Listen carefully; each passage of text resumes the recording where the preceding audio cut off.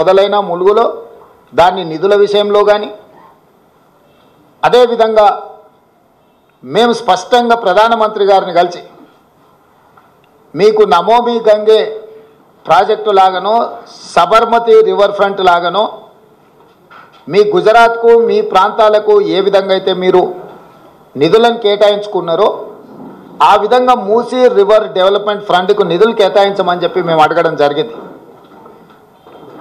విశ్వనగరంగా విస్తరిస్తున్న 5 trillion economy అని పదే పదే చెప్పే నరేంద్ర మోడీ గారు మీ ఆలోచన ఈ దేశం 5 ట్రిలియన్ ఎకానమీకి చేర్చుకోవాలంటే భారతదేశంలో 5 మహానగరాలలో హైదరాబాద్ నగరం ఒకటి.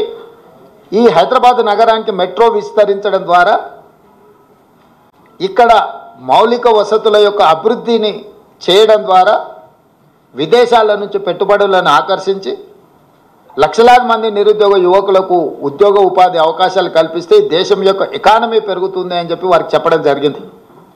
కానీ మెట్రోకు కానీ మూసీ రివర్ డెవలప్మెంట్ ఫ్రంట్ విషయంలో కానీ RRR రీజనల్ రింగ్ రోడ్ విషయంలో కానీ ఏ విషయంలో కూడా ఈ బడ్జెట్లో ఒక్క రూపాయి కూడా తెలంగాణకు ఇవ్వడానికి ప్రయత్నం చేయలేదు. ఆనాడు యూపీఏ ప్రభుత్వంలో కేటాయించిన ITIR కారిడార్ను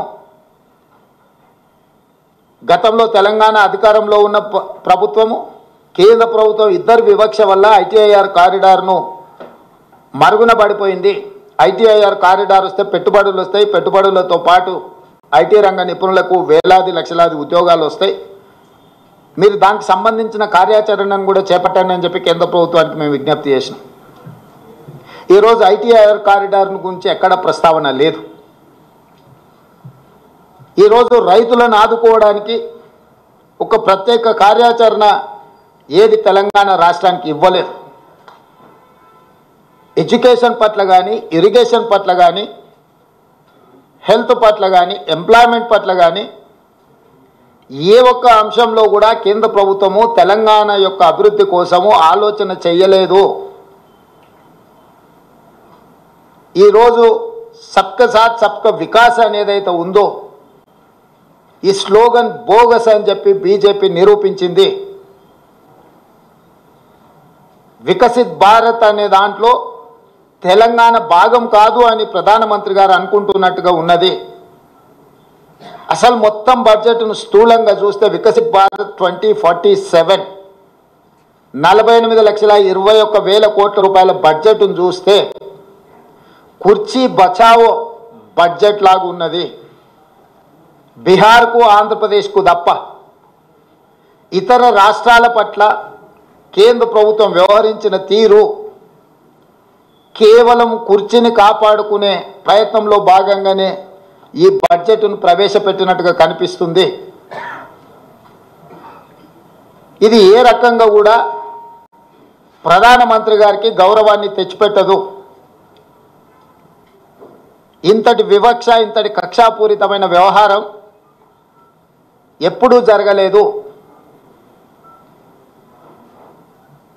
తెలంగాణ రాష్ట్రము, తెలంగాణ ప్రజలు 8 పార్లమెంట్ స్థానాలు 35% ఓట్లు బీజేపీకి ఇచ్చిండ్రు. తెలంగాణ ప్రజలు ఎలాంటి వివక్ష బీజేపీ పట్ల చూపించలేదు. తెలంగాణ ప్రజల యొక్క నిర్ణయం వల్ల ఈరోజు నరేంద్ర మోడీ గారు ప్రధానమంత్రిగా కుర్చీలో కూర్చున్నారు.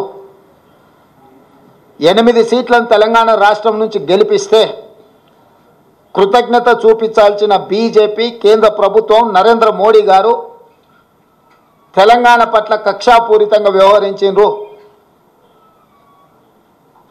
ఎన్నికల కంటే ముందు నేను పదే పదే చెప్పిన ఓట్లు సీట్లు మాత్రమే తెలంగాణ నుంచి కావాలి, కానీ తెలంగాణ ఆత్మగౌరవం పట్ల కేంద్ర ప్రభుత్వానికి ఎలాంటి పట్టింపు లేదు అని. ఈరోజు అదే విధంగా కేంద్ర ప్రభుత్వం వ్యవహరించింది. కేంద్ర మంత్రిగా ఉన్న కిషన్ రెడ్డి గారు ఈరోజు తెలంగాణ ప్రజలకు సమాధానం చెప్పాలి. బీజేపీ అధ్యక్షుడిగా నరేంద్ర మోడీ గారి మంత్రివర్గంలో యూనియన్ క్యాబినెట్ మినిస్టర్గా కిషన్ రెడ్డి గారు బాధ్యత వహించాలి. తెలంగాణకు జరిగిన అన్యాయానికి తెలంగాణ ప్రజలకు క్షమాపణ చెప్పి తక్షణమే మోడీ మంత్రివర్గం నుంచి తప్పుకోవాలి కిషన్ రెడ్డి గారు. ఇంతటి వివక్ష ఎప్పుడూ జరగలేదు.